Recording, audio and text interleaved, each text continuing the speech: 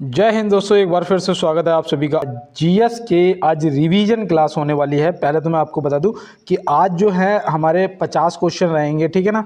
और आपका ये आज टेस्ट पेपर है, ठीक है ना। रिवीजन क्लास बोलूं या टेस्ट पेपर बोल दूं तो आज आपका टेस्ट पेपर है। इसमें कितना सही होगा वो प्लस करना है, और जो भी क्वेश्चन आप गलत करेंगे एक -1 की माइनस मार्किंग रहेगी, ठीक है ना।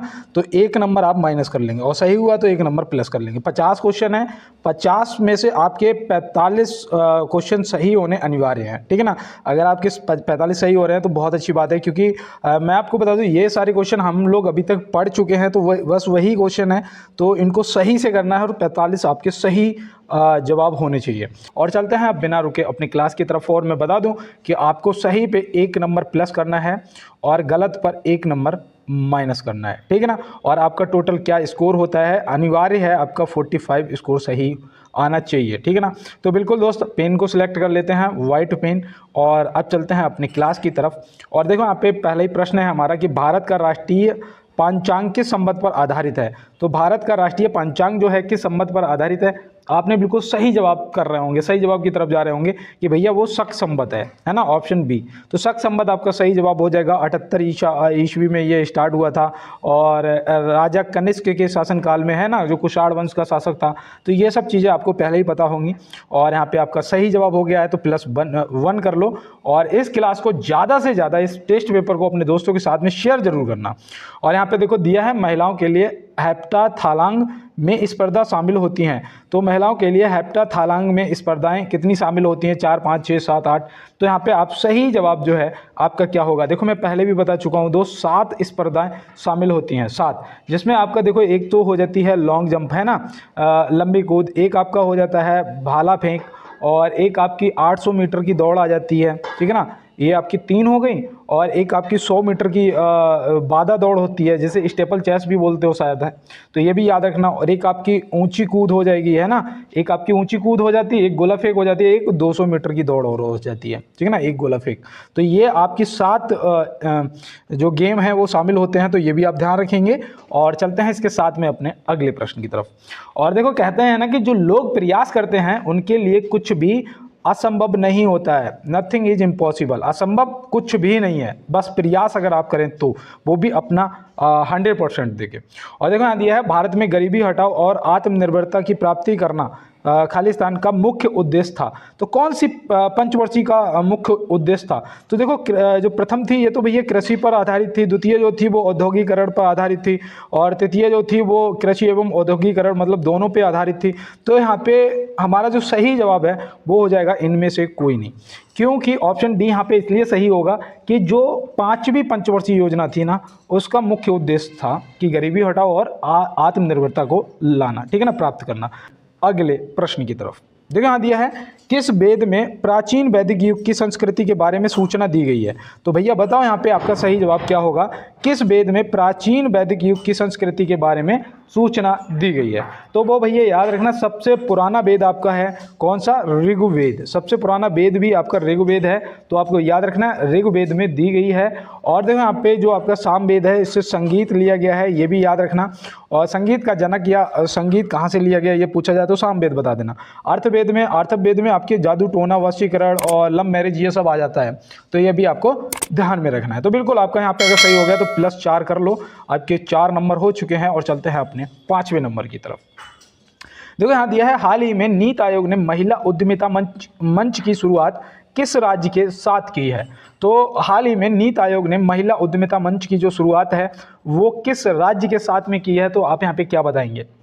जो यहाँ पे जो हमारा सही जवाब है वो हो जाएगा इनमें से कोई नहीं। इनमें से कोई नहीं क्यों होगा भाई, तेलंगाना के साथ में की है। तो मैं यही जानना चाह रहा था कि आप क्या करेंगे सही आंसर। तो मेरे कहने पे नहीं, आपने जब पढ़ा है तो आप बिल्कुल राइट आंसर करेंगे। तो सही हो गया, 5 +5 कर लो। और चलते हैं अपने अगले प्रश्न की तरफ।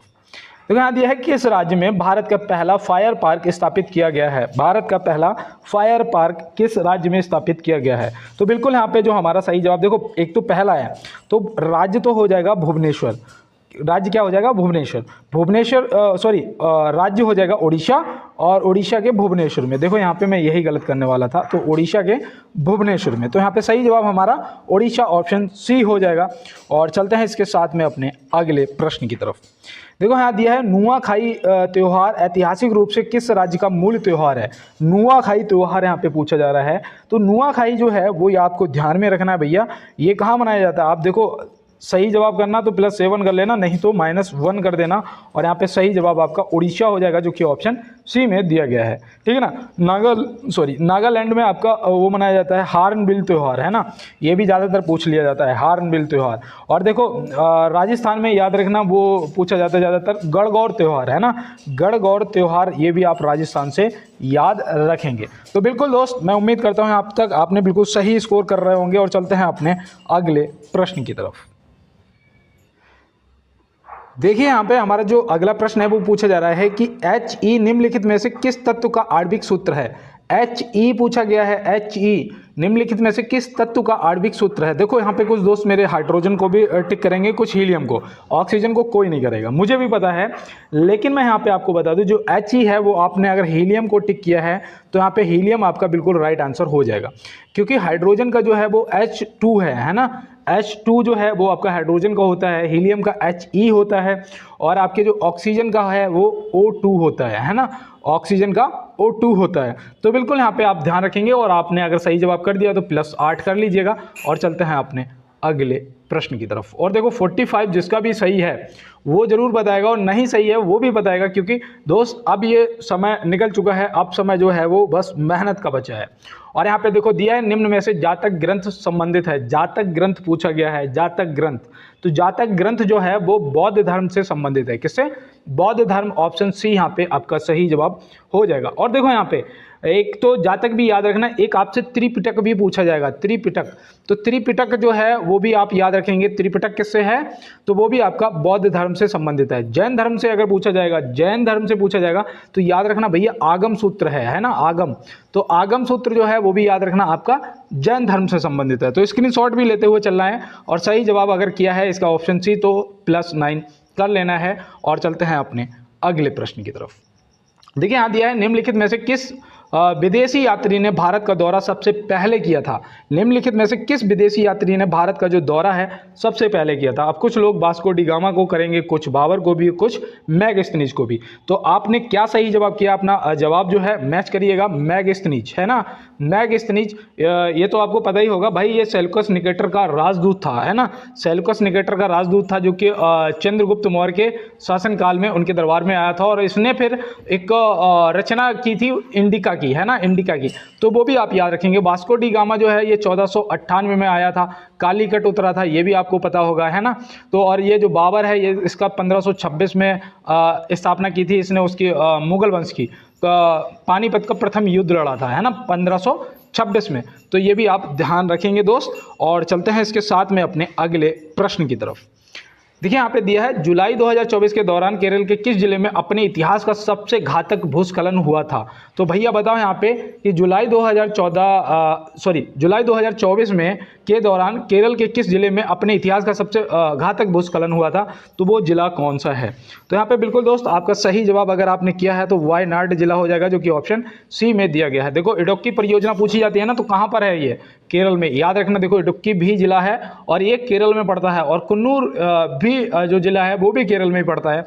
लेकिन सबसे ज़्यादा जो भूस्खलन हुआ है वो वायनाड जिला में, ऑप्शन सी यहाँ पे आपका सही जवाब हो जाएगा।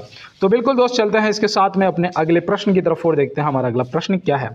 देखो यहाँ पे दिया गया है, किलायू ज्वालामुखी कहाँ स्थित है। किलायू ज्वालामुखी यहाँ पे पूछा जा रहा है आपसे। तो बिल्कुल देखो, एक तो मैं आपको बता दूं सबसे सक्रिय ज्वालामुखी है, ठीक है ना। और मैं आपको बताऊं कि जो हवाई द्वीप में पाई जाती हैं वो सबसे सक्रिय ज्वालामुखी होती है, पहली चीज़। तो यहाँ पे याद रखना हवाई द्वीप जो कि अमेरिका में पड़ता है। कहाँ पड़ता है? अमेरिका में पड़ता है। तो ये भी याद रखना, सबसे सक्रिय ज्वालामुखी।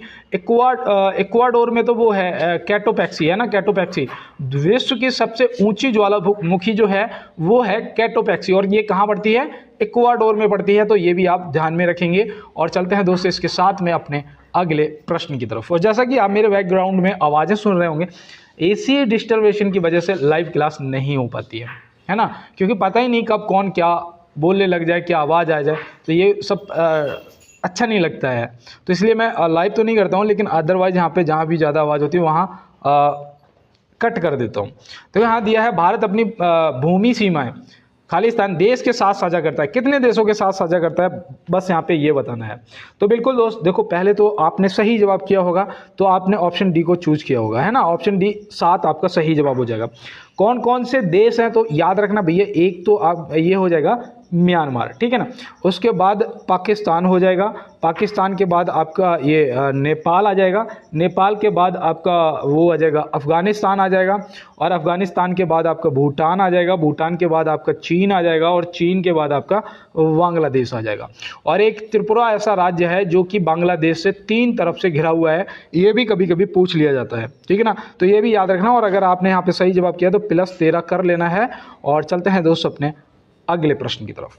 देखो यहाँ दिया है कुचिपुड़ी की उत्पत्ति भारतीय राज्य खालिस्तान के कुचिपुड़ी नामक गांव में हुई थी। तो कुचिपुड़ी यहाँ पे बताना है आपको कौन से राज्य से संबंधित है। यहाँ पे देखो ये अंश किसी का पुराना छपा हुआ रह गया, तो यहाँ पे देखो जो हमारा सही जवाब है, कुचिपुड़ी हमारे आंध्र प्रदेश से संबंधित है ना।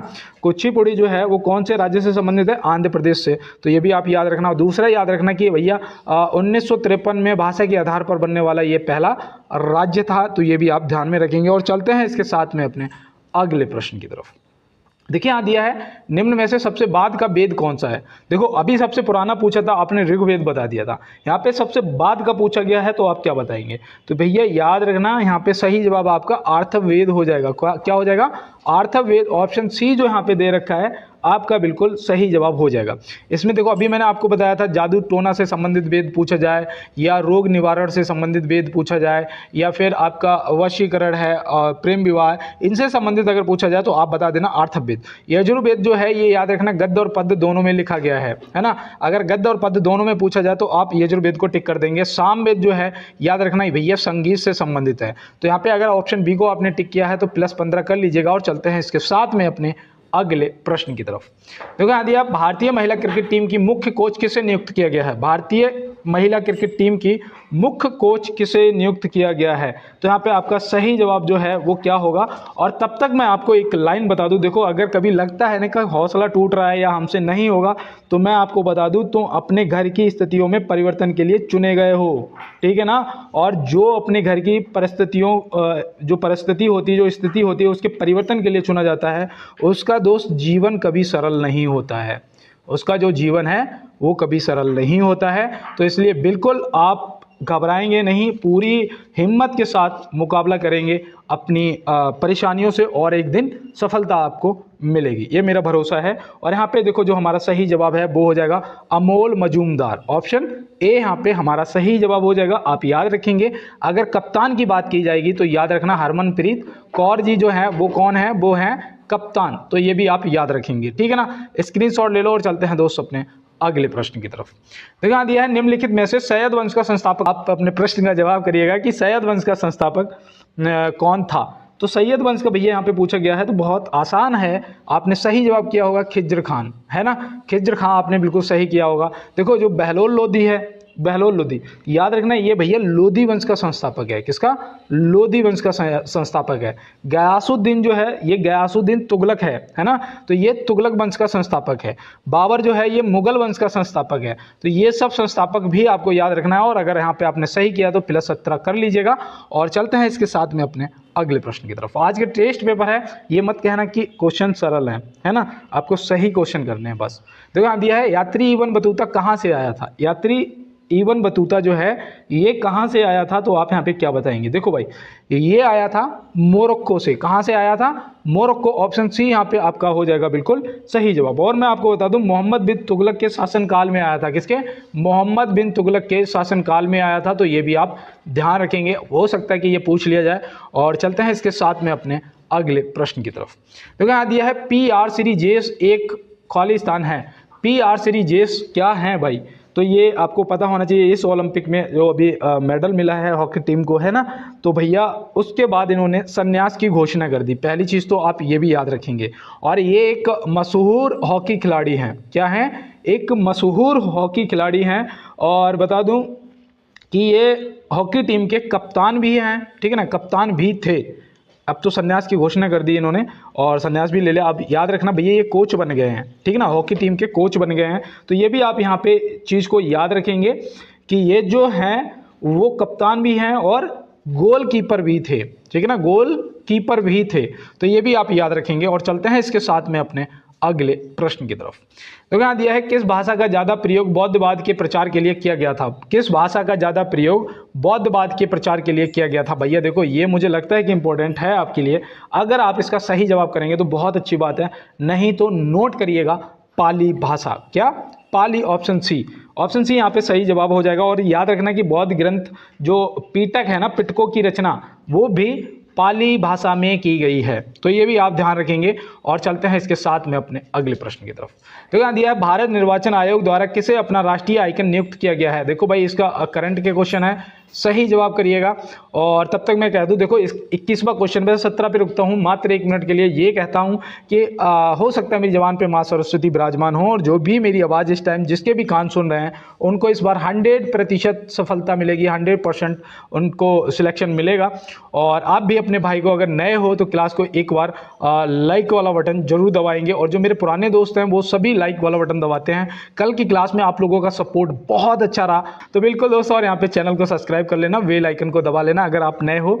और साथ में अगर भैया की हेल्प करना चाहते हो अपने, तो बिल्कुल शेयर आपको करना है। लोग देख रहे हो ना, 3 आईडी से सब्सक्राइब कर रहे हैं, क्लास को शेयर भी कर रहे हैं। तो बिल्कुल दोस्त, थोड़ा सा आप सभी सपोर्ट कर दोगे तो बहुत अच्छा रहेगा। और अब नॉन स्टॉप अपने पेपर को कंप्लीट करते हैं। देखो यहाँ पे दिया है भारत निर्वाचन आयोग द्वारा किसे अपना राष्ट्रीय आइकन नियुक्त किया गया है।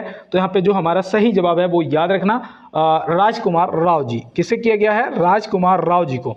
और यहाँ पे एक चीज और याद रखना, अगर आपसे चीफ कमीशन इलेक्शन वो मतलब इलेक्शन कमीशन पूछे जाए, कमिश्नर पूछे जाए, तो वो कौन है? वो है अभी राजीव कुमार, ठीक है ना। और पहले कौन थे? तो वो याद रखना सुकुमार सेन थे। कौन थे? सुकुमार सेन थे। तो बिल्कुल आप ये भी याद रखेंगे। और चलते हैं अपने अगले प्रश्न की तरफ। देखो यहाँ दिया है राष्ट्रीय युवा दिवस कब मनाया जाता है। देखो बहुत इजी क्वेश्चन है, इसीलिए कहता हूँ 45 आपके सही होने चाहिए। तो राष्ट्रीय युवा दिवस जो है वो 12 जनवरी को मनाया जाता है। और नेक्स्ट जो मैं आपको बता दूं, अगले सप्ते में जो भी टेस्ट पेपर लेके आऊँगा सबसे हार्ड होगा, इस चीज़ को ध्यान में रखना है, ठीक है ना। मैं एक एक क्वेश्चन को छाट के एक अलग बनाऊंगा 50 की स्लाइड, और वो हार्ड पेपर आप लोग करेंगे। और यहाँ पे देखो सही जवाब जो है 12 जनवरी हो जाएगा। अगर आपने करा है तो +22 कर लीजिएगा। 10 जनवरी को क्या मनाया जाता है बताओ? 10 जनवरी को विश्व हिंदी दिवस। क्या मनाते हैं? विश्व हिंदी दिवस। तो ये भी आप याद रखेंगे। 15 जनवरी को थल सेना दिवस, है ना। 16 जनवरी को बताओ, 15 जनवरी तो हो गया भैया, 16 जनवरी को बताओ क्या मनाते हैं? तो याद रखना राष्ट्रीय स्टार्टअप दिवस। क्या? राष्ट्रीय स्टार्टअप दिवस मनाते हैं 16 जनवरी को, ठीक है ना दोस्त। तो बिल्कुल चलते हैं इसके साथ में अपने अगले प्रश्न की तरफ और देखते हैं हमारा अगला प्रश्न क्या है। एक प्रसिद्ध नाटक अभिज्ञान शाकुंतलम किस शख्सियत द्वारा लिखा गया था? अभिज्ञान शाकुंतलम जो पूछा जा रहा है किस शख्सियत द्वारा लिखा गया था, तो आप यहाँ पे क्या बताएंगे? देखो पहले तो इस प्रश्न का जवाब याद रखना आपका कालिदास जी हो जाएगा, है ना। ऑप्शन ए कालिदास जी आपका सही जवाब हो जाएगा। इनकी और भी रचनाएं थी, एक तो थी वो रघुवंशम, है ना, और एक थी मेघदूत, और एक वो थी कुमार संभवम, है ना, कुमार संभवम। तो ये आपको ये भी इनके साथ में अभिज्ञान शाकुंतलम के साथ में याद रखनी है। और ये सब रचनाएं जो हैं वो कालिदास जी की हैं। तो ये भी आप ध्यान रखेंगे। और चलते हैं इसके साथ में अपने अगले प्रश्न की तरफ। G20 2023 शिखर सम्मेलन का लोगो कहाँ से प्रेरित है? भैया ये दिल्ली में हुआ था, है ना। ये कहाँ हुआ था? दिल्ली में हुआ था। और G20 का मतलब होता है ग्रुप ऑफ 20, है ना, ग्रुप ऑफ 20। अब यहाँ पे जो शिखर सम्मेलन का लोगो है वो कहाँ से प्रेरित था? तो याद रखना भैया भारत का राष्ट्रीय ध्वज से। किससे? भारत के राष्ट्रीय ध्वज। ऑप्शन बी यहाँ पे हमारा बिल्कुल सही जवाब हो जाएगा। तो बिल्कुल दोस्त चलते हैं इसके साथ में अपने अगले प्रश्न की तरफ। देखिए यहाँ दिया है पेरिस ने कौन सी बार ओलंपिक खेल की मेजबानी की है? भैया देखो मैं यहाँ पे आपको बता दूं, पहले तो आप इसका सही जवाब करिए, मैंने कई बार आपको ये प्रश्न बताया है। और देखो पेरिस ओलंपिक अभी हुआ था, तो हो सकता है आपसे पूछ लिया जाए। तो बिल्कुल आपने अगर ऑप्शन सी किया है तो आप यहाँ पे +25 कर लीजिएगा। देखो कब कब इसने किया वो भी याद रखना। सन 1900 में किया पहली बार, ठीक है ना। दूसरी बार किया है 1924 में और तीसरी बार किया है 2024 में, ठीक है ना। यहाँ पे देखो 100 साल प्लस 100 साल हो गए, है ना। तो यहाँ पे याद रखना 3 बार किया 1924 में और 2024 में। तो बिल्कुल आप ध्यान रखेंगे और चलते हैं इसके साथ में अपने अगले प्रश्न की तरफ। देखो यहाँ दिया है किस क्रिकेट टीम ने वुमेन्स एशिया कप 2024 का खिताब जीता है। किस क्रिकेट टीम ने वुमेन्स एशिया कप 2024 का खिताब जीता है, तो आप यहाँ पे क्या बताएंगे। तो बिल्कुल यहाँ पे आपने अगर ऑप्शन बी को टिक किया है श्रीलंका, तो यहाँ पे आपका जवाब बिल्कुल सही हो गया है। तो यहाँ पे आप +26 कर लीजिएगा और चलते हैं इसके साथ में अपने अगले प्रश्न की तरफ। देखो यहाँ दिया है निम्नलिखित में से मुद्रा आपूर्ति का कौन सा माप सबसे अधिक तरल है। ये प्रश्न देखो इंपॉर्टेंट बनेगा भैया, चाहे कांस्टेबल के लिए या फिर एसआई के लिए। ये प्रश्न मुझे लगता है कि आपके लिए इंपॉर्टेंट बन सकता है। तो याद रखना है यहाँ पे आपने अगर M1 किया है ऑप्शन ए बिल्कुल सही जवाब, तो +27 कर लीजिएगा और चलते हैं इसके साथ में अपने अगले प्रश्न की तरफ। देखो यहाँ पे दिया हुआ है प्राचीन नाम क्या है जिससे पटना नगर को जाना जाता था। देखो जितने भी प्राचीन नाम हैं वो याद रखना, जैसे प्रयागराज प्राचीन नाम था, फिर से प्रयागराज हो गया इलाहाबाद, है ना। पहले प्रयागराज से इलाहाबाद, फिर इलाहाबाद से प्रयागराज। तो ऐसे ही यहाँ पे याद रखना। देखो भैया आपसे जो प्रश्न पूछा जा रहा है उसका सही जवाब पाटलिपुत्र हो जाएगा। क्या हो जाएगा? Pataliputra, option B. ये पटना नगर का प्राचीन नाम था। अवंतिका जो है ये उज्जैन का पुराना नाम था, है ना। सिलोन पूछा जाता है, सिलोन वो किसका था? श्रीलंका का था ना। तो वो भी आप याद रखना। देखो मुझे याद आ गया, सिलोन। तो बिल्कुल दोस्त चलते हैं इसके साथ में अपने अगले प्रश्न पे। निम्नलिखित में से माजुली द्वीप किस राज्य में स्थित है। देखो ये पता क्यों इंपॉर्टेंट है, मैं आपको बताऊं, ये दुनिया का सबसे बड़ा नदी द्वीप है, दुनिया का सबसे बड़ा नदी द्वीप, और ये भारत में है। भारत के कौन से राज्य में है? तो याद रखना भैया असम राज्य में स्थित है। कहाँ पर?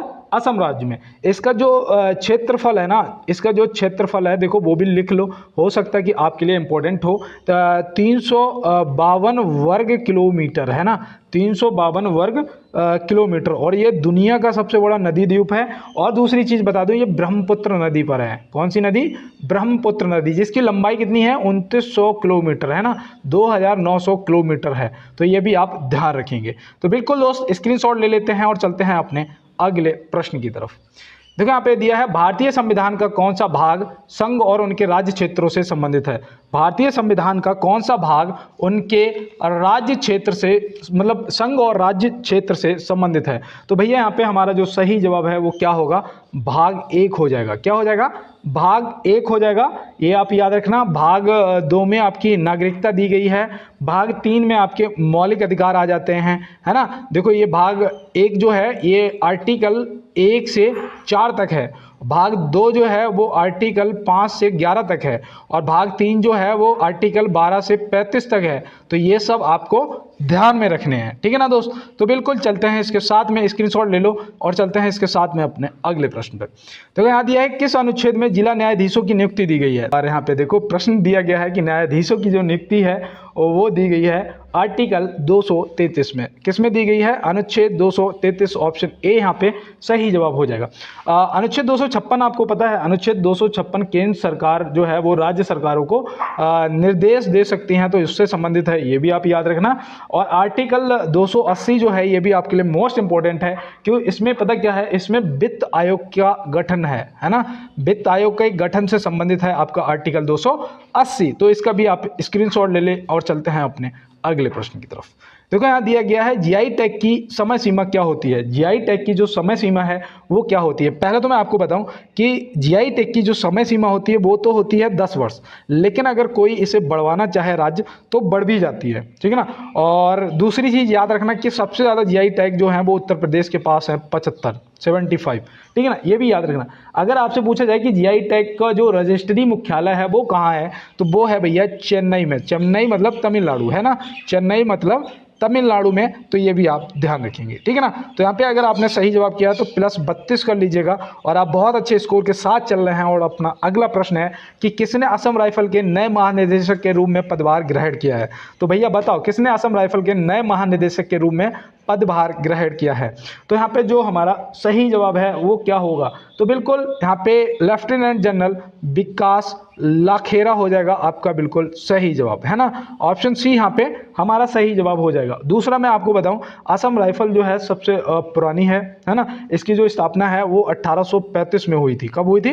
1835 में। इसके मुख्यालय की अगर बात करें तो मुख्यालय इसका शिलोंग में पड़ता है। कहाँ पड़ता है? शिलोंग में। मेघालय की राजधानी क्या है? कमेंट बॉक्स में बताना, ठीक है ना। और इसका मुख्यालय जो है शिलोंग में पड़ता है। अगर आपसे यहाँ पे आरपीएफ के महानिदेशक पूछे जाए तो श्री मनोज यादव हैं, जिसके पेपर की हम लोग तैयारी कर रहे हैं। आरपीएफ के पेपर की तैयारी कर रहे हैं ना, आरपीएफ के महानिदेशक श्री मनोज यादव हैं। ये भी आप ध्यान रखेंगे, विशेष रूप से स्क्रीनशॉट ले लो। और चलते हैं दोस्त अपने अगले प्रश्न की तरफ। यहाँ दिया है, पुरुषों की 50 मीटर राइफल 3P स्पर्धा में स्वप्निल कुसाले ने कौन सा पदक जीता है? पुरुषों की 50 मीटर राइफल 3P स्पर्धा में स्वप्निल कुसाले ने कौन सा पदक जीता है? तो आप यहाँ पे सही जवाब क्या बताएंगे? तो बिल्कुल दोस्त, यहाँ पे आपका कांस्य मेडल हो जाएगा, जो कि ऑप्शन सी में दिया गया है। आपने अगर ऑप्शन सी लगाया तो आपका सही जवाब होता है। और चलते हैं अपने अगले प्रश्न पर। संगीत नाटक अकादमी पुरस्कार पहले किसके नाम से जाना जाता था? अगर आपका पहले स्कोर थोड़ा गड़बड़ हुआ है तो अब सही कर लो यार, क्योंकि पेपर में भी ऐसा ही होता है, कहीं पे हार्ड क्वेश्चन होंगे, कहीं पे सरल होंगे। तो ऐसा ही आज यहाँ पे होने वाला है ना। तो याद रखना भैया, राष्ट्रपति पुरस्कार के नाम से जाना जाता था। किसके? राष्ट्रपति पुरस्कार के नाम से जाना जाता था। इसकी स्थापना जो है वो याद रखना 1953 में हुई थी। कब हुई थी? 1953 में हुई थी संगीत नाटक अकादमी पुरस्कार की। तो ये भी आप याद रखेंगे। और चलते हैं इसके साथ में अपने अगले प्रश्न की तरफ। यहाँ दिया, ऋग्वेद में कुल कितने अध्याय या मंडल हैं? तो भैया कितने मंडल कितने अध्याय हैं तो आप यहाँ पे बताएंगे। तो यहाँ पे जो सही जवाब है वो अगर किसी ने 10 को टिक किया है तो आपका सही जवाब हो गया। अगर 1028 को टिक किया है तो याद रखना भैया, सूक्तों की संख्या है इतनी। कितनी? सूक्तों की जो संख्या है वो है ये जो आप बता रहे हो, ठीक है ना। और अगर आपसे मंत्रों की संख्या पूछी जाए तो आप क्या बताओगे? ऋग्वेद में मंत्रों की संख्या अगर पूछी जाए तो याद रखना 10,462। कितनी है? 10,462 मंत्र हैं। तो ये भी आप ध्यान रखेंगे। तो बिल्कुल दोस्तों, और चलते हैं इसके साथ में अपने अगले प्रश्न की तरफ और देखते हैं हमारा अगला प्रश्न क्या है। गुदई महाराज का संबंध किस वाद्य यंत्र से है? देखो यहाँ पे जो सही जवाब है वो याद रखना तबला। अगर आपने तबला को टिक किया है ना तो यहाँ पे दोस्त आपका सही जवाब हो गया। गुदई महाराज जो है ये बनारस घराने से हैं। देखो मैं भूल गया था लेकिन अचानक याद आ गया, ये बनारस घराने से हैं। ये भी आप याद रखना। और ये तबला बजाते हैं, तबला से संबंधित हैं। जो आपने देखा होगा पिक्चर वगैरह में घोड़े की आवाज़ आती है, टिक टिक टिक टिक टिक टिक, वो यही बजाते हैं, ठीक है ना। तो आपको ये भी ध्यान रखना है दोस्त। और मैं आपको बता दूं, यहाँ पे जो सितार से संबंधित उन्हें याद रखना पंडित रवि कुमार शर्मा, है ना। पंडित रविशंकर, पंडित रविशंकर को, ठीक है ना। तो आप याद रखेंगे। और चलते हैं इसके साथ में अपने अगले प्रश्न पे। गुलरुखी के नाम से कौन जाना जाता था? गुलरुखी के नाम से कौन जाना जाता था? भैया आगरा की स्थापना सिकंदर लोदी, है ना, ऑप्शन बी। और आमीर खुसरो को तो तूतीए हिंद के नाम से जानते हैं, है ना। तो ये भी आप ध्यान रखेंगे। तो बिल्कुल दोस्त, और चलते हैं इसके साथ में अपने अगले प्रश्न पे। कहाँ पर पहला अंतर्राष्ट्रीय समुद्र तट महोत्सव आयोजित हुआ था? कहाँ पर पहला अंतर्राष्ट्रीय समुद्र तट महोत्सव आयोजित हुआ था? तो आप यहाँ पे क्या बताएंगे? आपका सही जवाब केरल हो जाएगा। अगर आपने केरल को टिक किया है तो +39 कर लीजिएगा, ठीक है ना। और चलते हैं इसके साथ में अपने अगले प्रश्न पे। देखो यहाँ दिया, महात्मा गांधी जी द्वारा दांडी मार्च किस वर्ष शुरू किया गया था? महात्मा गांधी जी द्वारा दांडी मार्च किस वर्ष शुरू किया गया था? देखो यहाँ पे मैं थोड़ा सा आपको एक्स्ट्रा बताऊंगा, वो भी नोट करना। पहले तो याद रखना ये 12 मार्च 1930 में स्टार्ट हुआ था, है ना। कितने दिन तक चला था भैया? 12 मार्च 1930 को स्टार्ट हुआ था। ये 24 दिनों की यात्रा थी, है ना। और ये कहाँ से कहाँ तक? सो साबरमती आश्रम से दांडी गुजरात तक, ठीक है ना। और ये भी आप याद रखना। और नमक सत्याग्रह के नाम से भी इसे जाना जाता है। तो ये भी आप ध्यान रखेंगे, ठीक है ना दोस्त। तो कुछ भी ऐसा नहीं रह रहा है यहाँ पे, स्क्रीनशॉट ले लो। और चलते हैं अपने अगले प्रश्न की तरफ। निम्नलिखित में से आदित्य L1 कब लॉन्च हुआ था? आदित्य L1 यहाँ पे पूछा जा रहा है कब लॉन्च हुआ था और कहाँ से हुआ था, बताइएगा आप। तो याद रखना भैया, आदित्य L1 जो लॉन्च हुआ था वो 2 सितंबर 2023 को हुआ था। और यहाँ पे ऐसा कहीं दिया नहीं है। तो यहाँ पे ऑप्शन डी को हम आसानी से टिक करेंगे, जो कि इनमें से कोई नहीं हमारा सही जवाब हो जाएगा। और हम नोट कर लेंगे 2 सितंबर 2023, है ना। 2 सितंबर 2023। अगर आपने आंसर सही किया तो ठीक है। और श्रीहरिकोटा से हुआ था, सतीश धवन अंतरिक्ष केंद्र से, है ना, सतीश धवन अंतरिक्ष केंद्र से हुआ था श्रीहरिकोटा, तो आप ध्यान रखेंगे। और चलते हैं इसके साथ में अपने अगले प्रश्न की तरफ। एक मिनट, विश्व का सबसे बड़ा रेलवे प्लेटफॉर्म कहाँ स्थित है? विश्व का पूछा है, विश्व का, तो विश्व का सबसे बड़ा रेलवे प्लेटफॉर्म भी हमारे अपने प्यारे भारत में स्थित है, जो कि हुबली, है ना, कहाँ पर? कर्नाटक, है ना। और लंबाई जो है वो 1507 मीटर है। कितनी है? 1507 मीटर भैया, मतलब 1.5 किलोमीटर से थोड़ा ज़्यादा, 7 मीटर ज़्यादा, ठीक है ना। तो ऐसे ध्यान रखेंगे। और चलते हैं इसके साथ में अपने अगले प्रश्न की तरफ। यूनेस्को के 46वें विश्व धरोहर सत्र की मेजबानी कहाँ हुई थी? यूनेस्को के 46वें विश्व धरोहर सत्र की जो मेजबानी है वो कहाँ हुई थी? तो बिल्कुल याद रखेंगे, नई दिल्ली में। ऑप्शन ए यहाँ पे क्या हो जाएगा? हमारा बिल्कुल सही जवाब हो जाएगा। और चलते हैं इसके साथ में अपने अगले प्रश्न पे। स्थायी सेना की प्रथा किसने प्रारंभ की थी? स्थायी सेना की जो प्रथा है वो किसने प्रारंभ की थी? तो याद रखना, अलाउद्दीन खिलजी ने की थी। किसने? अलाउद्दीन खिलजी। ऑप्शन सी यहाँ पे सही जवाब। अगर सही हो रहे हैं तो 44। बस एक क्वेश्चन और आपके लिए बचा है, जो कि आपको बिल्कुल first grade, A grade pay ले जाएगा, ठीक है ना। तो यहाँ पे देखो, बृहदेश्वर मंदिर का निर्माण किसने कराया था? बृहदेश्वर मंदिर का जो निर्माण है वो किसने कराया था? तो याद रखना, राज राजा प्रथम ने। तो राज राजा चोल प्रथम। ऑप्शन सी यहाँ पे हमारा क्या हो जाएगा? बिल्कुल सही जवाब हो जाएगा। और इन्होंने कब कराया था वो सन भी आपको याद रखना है, 1003, है ना, 1003 से 1010 तक। तो यहाँ पे आप ये याद रखेंगे, ठीक है ना। 1003 से 1010 तक इसका निर्माण कराया था, तो ये भी आपको ध्यान में रखना है। और चलते हैं इसके साथ में अपने अगले प्रश्न पे। यहाँ दिया है, उस्ताद असद अली खान कौन से वाद्य यंत्र को बजाते थे? उस्ताद असद अली खान कौन से वाद्य यंत्र को बजाते थे? तो आप यहाँ पे क्या बताएंगे? यहाँ पे आपका जो बिल्कुल राइट आंसर है, बांसुरी, सितार, तबला या रुद्र बीड़ा। तो बिल्कुल आप, मैं उम्मीद करता हूँ कि आपने ऑप्शन डी लगा दिया होगा, रुद्र बीड़ा। ऑप्शन डी बिल्कुल सही जवाब हो जाएगा। तो बिल्कुल दोस्त, चलते हैं इसके साथ में अपने अगले प्रश्न पे। देखो यहाँ दिया है, मिशन चंद्रयान 3 के रोवर का नाम क्या था? मिशन चंद्रयान 3 के रोवर का नाम क्या था? आपके 3 प्रश्न बच रहे हैं, बस 3। अब यहाँ पे आपको जवाब गलत नहीं करना, तो याद रखना, प्रज्ञान था। क्या था दोस्त?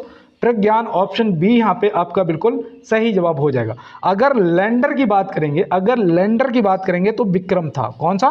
लैंडर की अगर बात करेंगे तो विक्रम था। रोवर की बात करेंगे तो प्रज्ञान था। अगर कब लॉन्च हुआ था तो वो अगर बात करेंगे तो कब बताओगे? 14 जुलाई 2023। कब हुआ था? 14 जुलाई 2023 को। तो ये भी आप ध्यान में रखेंगे, ठीक है ना। तो बिल्कुल दोस्त, स्क्रीनशॉट ले लो इसका, और ये एक्स्ट्रा डिटेल को नोट करते हुए चलेंगे। और देखते हैं हमारा अगला प्रश्न क्या है। देखा दिया, निम्नलिखित में से इसरो की स्थापना कब हुई थी? इसरो की स्थापना यहाँ पे पूछ लिया गया है, तो आप यहाँ पे क्या बताएंगे? इसरो की जो स्थापना है ना, वो हुई थी 15 अगस्त 1969 को। कब हुई थी? 15 अगस्त 1969। ऑप्शन सी यहाँ पे आपका सही जवाब हो जाएगा। इसरो का जो मुख्यालय है वो कहाँ पर है बताओ? इसरो का मुख्यालय जो है वो आपका बेंगलुरु में है दोस्त। कहाँ पर है? बेंगलुरु में है। तो ये भी याद रखना। वर्तमान इसके अध्यक्ष कौन है? वर्तमान इसके अध्यक्ष कौन है, ये भी आपसे पूछा जा सकता है। तो याद रखना, एस सोमनाथ। कौन है? एस सोमनाथ। तो ये भी आप ध्यान में रखेंगे। तो बिल्कुल दोस्त, और चलते हैं इसके साथ में अपने अगले प्रश्न पे। तो यहाँ दिया है, एशियाई खेल 2023 के भारतीय टीम का आधिकारिक प्रायोजक कौन है? एशियाई खेल 2023 के भारतीय टीम का आधिकारिक प्रायोजक कौन है? तो यहाँ पे आप क्या बताएंगे? देखो यहाँ पे आपको याद रखना है भैया, अमूल है। अमूल।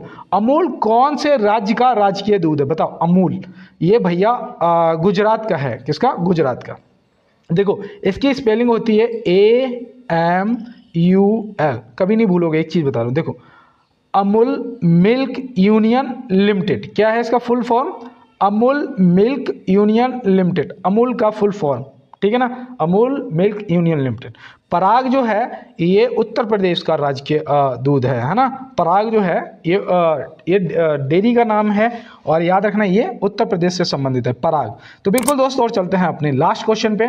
और यहाँ पूछा है, निम्न में से तीर्थकार शब्द किस धर्म से संबंधित है? एक आपका आज का HW, जो कि कल मैं अपने कमेंट बॉक्स में लगाऊं। दोस्त थोड़ा सा सपोर्ट तो आपको करना पड़ेगा। और मिलते हैं दोस्त नेक्स्ट क्लास में नेक्स्ट प्रश्नों के साथ में। तब तक के लिए मेरे सभी छोटे बड़े भाई बहन दोस्तों को जय हिंद, वंदे मातरम, भारत माता की जय।